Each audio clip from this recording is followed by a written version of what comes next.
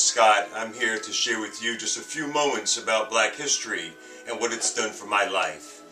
Yes, about 30, 35, 40 years ago maybe, I got very interested in find out who I really am, and I had to go way back to my roots to find out who did what before I even got here.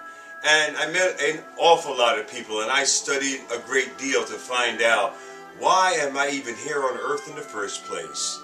And you may be wondering that as well. Well, I found out an awful lot of information. One, I found out that there was a man by the name of Marcus Garvey, originated from Jamaica, and he had more followers than any other black man in the world, except for that, of course, of Jesus Christ. Over 8 million black people followed him, and he became not only Marcus Garvey, but Garveyism. And that's the seed that gave the produce to Malcolm Little through his father. And so Malcolm X is that of a spring off from Garveyism.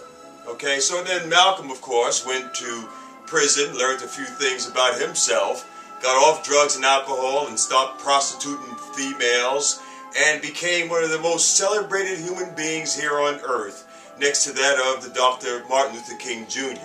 Yes, Malcolm X, who loved everyone, and always you saw him, as the press put him out there, as a militant.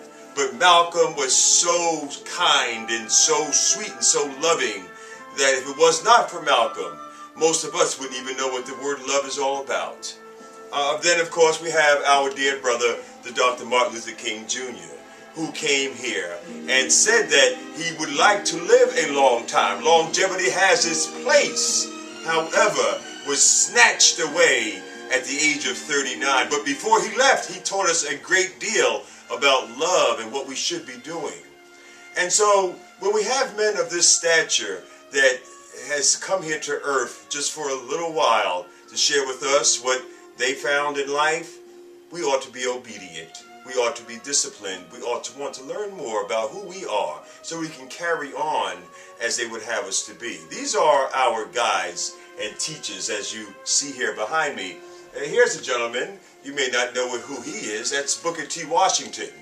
Booker T. Washington was an orator. He was a leader. He was a most popular man of his time.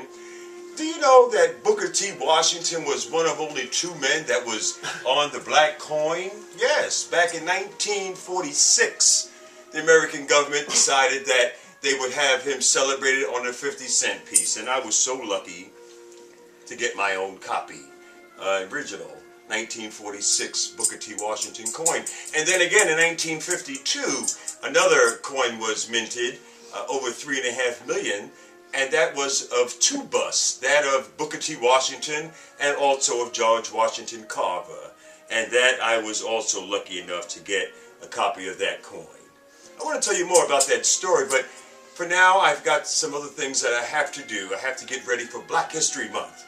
Yes, I will be traveling the country, sharing with you some of the things that we've learned a long time ago.